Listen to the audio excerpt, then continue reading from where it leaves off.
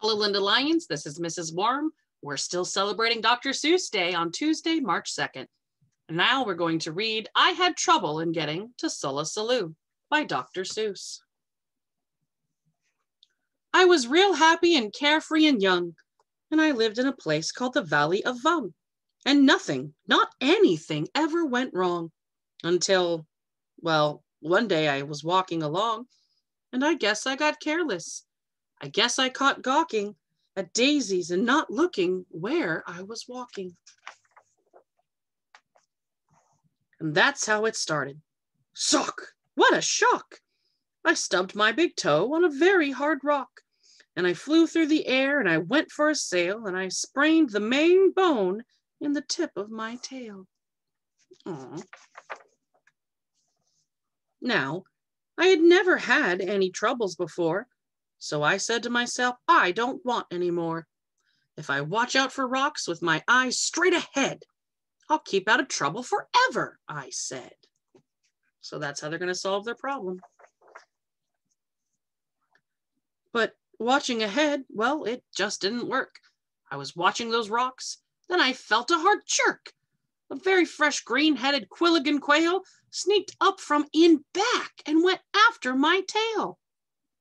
And I learned there are troubles of more than one kind. Some come from ahead, and some come from behind. So I said to myself, now I'll just have to start to be twice as careful and twice as smart. I'll watch out for trouble in front and back sections by aiming my eyeballs in different directions. I found this to be quite a difficult stunt, but now I was safe both in back and in front. Walking around with his fists raised, watching for trouble. The new troubles came from above and below, a scritch at my neck and a skrink at my toe. And now I was really in trouble, you know.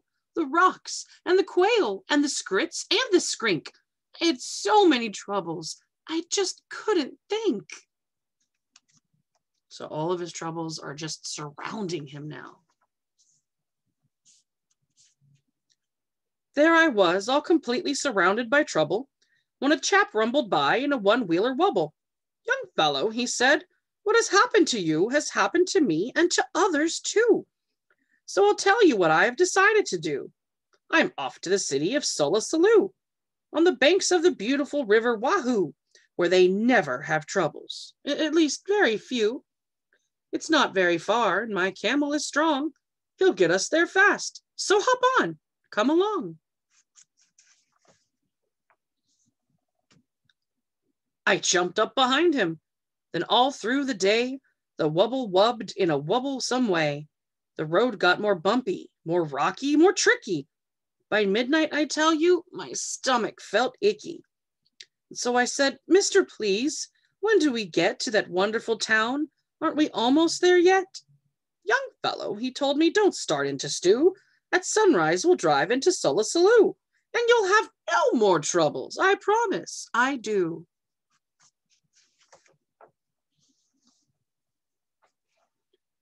But when dawn finally came and the darkness got light, that wonderful city was nowhere in sight.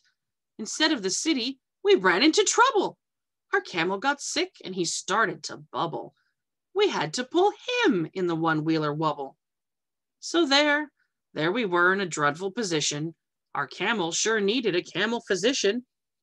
Now, doctors for camels are not often seen, especially on mountains. They're far, far between. But we pulled that old wubble and set out to find some doctor while dragging our camel behind. I pulled and pulled. And the next thing I knew, I was the camel and the wubble chap too. Now really, I thought, this is rather unfair. But he said, don't you stew. I'm doing my share. This is called teamwork. I furnish the brains. You furnish the muscles, the aches and the pains. I'll pick the best roads, tell you just where to go. And we'll find a good doctor more quickly, you know. Then he sat and he worked with his brain and his tongue, and he bossed me around just because I was young. He told me to go left. Then he told me go right. And that's what he told me all day and all night. Is that fair? Next morning, we located Dr. Sam Snell, who knew all about tonsils and camels as well. Our camel, he said, had a bad case of gleeks and should lie flat in bed for at least 20 weeks. I was tired. How I wanted to crawl in that bed. But the Wubble chap sent me away and he said, "Your troubles are practically all at an end. Just run down that hill and around the next bend, and you'll come to the Happy Way bus route, my friend. The Happy Way bus leaves at 4:42 and will take you directly to Solasaloo, on the banks of the beautiful river Wahoo, where they never have troubles, at least very few." Well, the bus stop was there, and that part was just fine. But tacked on a stick was a very small sign saying, "Notice to passengers using our line. We are sorry to say that our driver, Butch Myers, ran over 4 nails and has punctured all tires. So until further notice, the 4:42 cannot possibly take you to Solasaloo. But I wish you a most pleasant journey by feet. Signed, the bus line president, Horace P. Sweet." So I went on by feet, thanks to Horace P. Sweet, and that Horace P. Sweet almost ruined my feet. 100 miles later, my feet were so sore. Then wouldn't you know it started to pour. I was drenched to the skin when a chap in a slicker splashed up and he yelled, "It's the Midwinter Jicker. The Midwinter Jicker came early this year, and it's not going to be very comfy around here. Any fool would get out, so I've packed up my things, and I'm off to my granddaddy's out in Palm Springs. Take cover," he yelled. "Use my house if you wish." Then the chap in slickers splashed off like a fish. I ran in the house and I fell in a heap. I needed my rest, but I just couldn't sleep. Did you ever sleep when your feet were like ice, with a family of owls and a family of mice?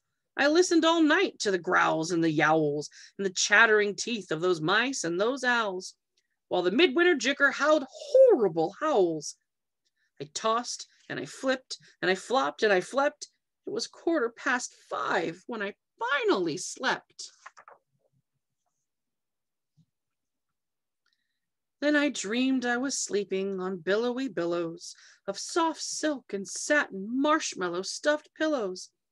I dreamed I was sleeping in Solasaloo on the banks of the beautiful river Wahoo, where they never have troubles, at least very few. Then I woke up, and it just wasn't true. I was crashing downhill in a flubulous flood, with suds in my eyes and my mouth full of mud, and my nose full of water, my ears full of shrieks of the owls flying off with the mice in their beaks. And I said to myself, now I really don't see why the troubles like this have to happen to me. Off the owls go. They're saving the mice. Still stuck in the house. I floated 12 days without toothpaste or soap. I practically almost had given up hope when someone high shouted, "Here, catch the rope." Then I knew that my troubles had come to an end, and I climbed the rope calling, "Thank you, my friend." Up he's going. I got to the top, but it wasn't a friend, and I saw that my troubles were not at an end. A man on a horse scared me out of my wits. He bellowed, "I'm General Genghis Khan Schmitz. There's a war going on, and it's time that you knew every lad in this land has a duty to do. We're marching to battle. We need you, my boy. We're about to attack. We're about to destroy the perilous Poozer of Pomplamoose Pass. So get into line. You're a private, first class." He looks so confused. What? He gave me a shooter and one little bean, which was not very much, if you see what I mean. Then he yelled, "Get that Poozer! Attack without fear! The glorious moment of victory is near!" And the glorious general led the advance with a glorious swish of his sword and his lance. with a glorious clink of his tin-plated pants. And there's the Poozer up there.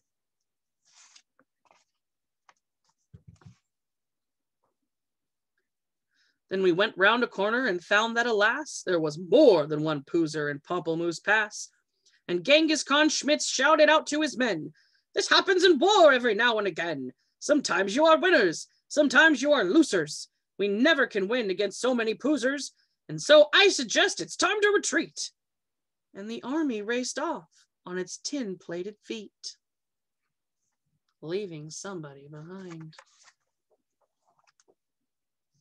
There I was, with more Poozers than I'd ever seen.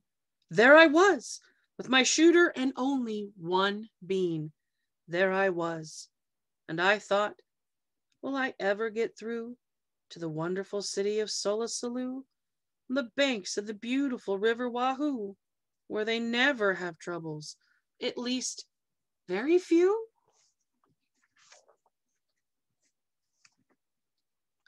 I had terrible trouble staying alive. Then I saw an old pipe that said vent number 5. I didn't have time to find out what that meant, but the vent had a hole, and the hole's where I went. Jumping into vent number 5.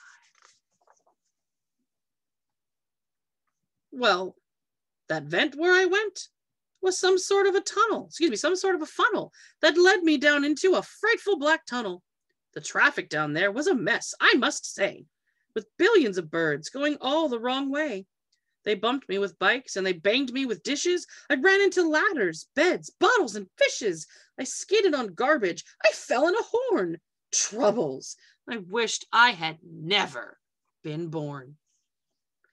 I was down there 3 days in that bird-filled up place. At least 8,000 times I fell smack on my face.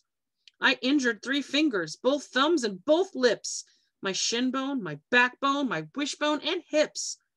What's more, I was starved. I had nothing to eat. And damp, was it damp? I grew moss on my feet.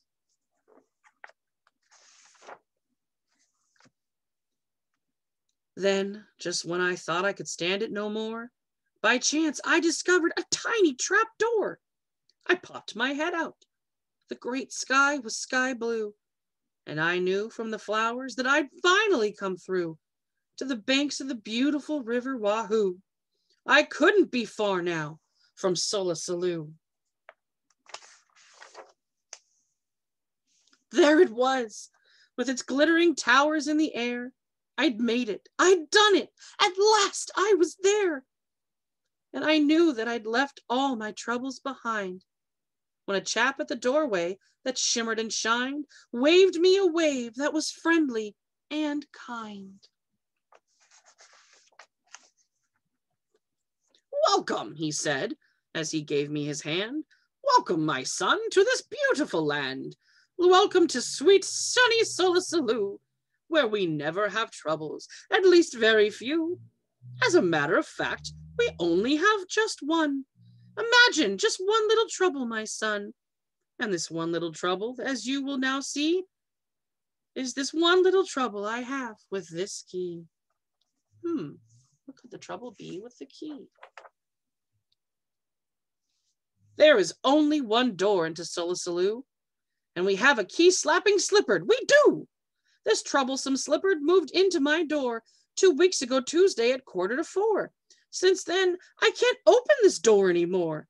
And I can't kill the slipard. It's very bad luck to kill any slipard, and that's why we're stuck, and why no one gets in, and the town gone to pot. It's a terrible state of affairs, is it not? And so, said the doorman of Solosalu, my job here at the door here is finished. I'm through, and I'll tell you what I've decided to do. I'm leaving, he said, leaving Solosalu on the banks of the beautiful river Wahoo, where we never have troubles, at least very few. And I'm off to the city of Bula Bubal, on the banks of the beautiful river Woowal, where they never have troubles, no troubles at all. Come along with me, he said as he ran, and you'll never have any more troubles, young man. Is he going to take off again? I'd have no more troubles. That's what the man said. So I started to go, but I didn't. Instead, I did some quick thinking inside of my head.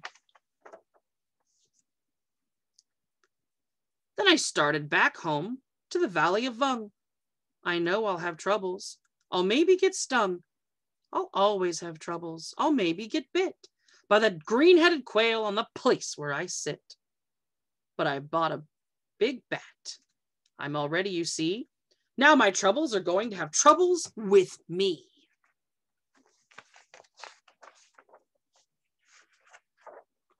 Well, that is certainly one way to face your troubles on your return from Solosalu. Have a great day.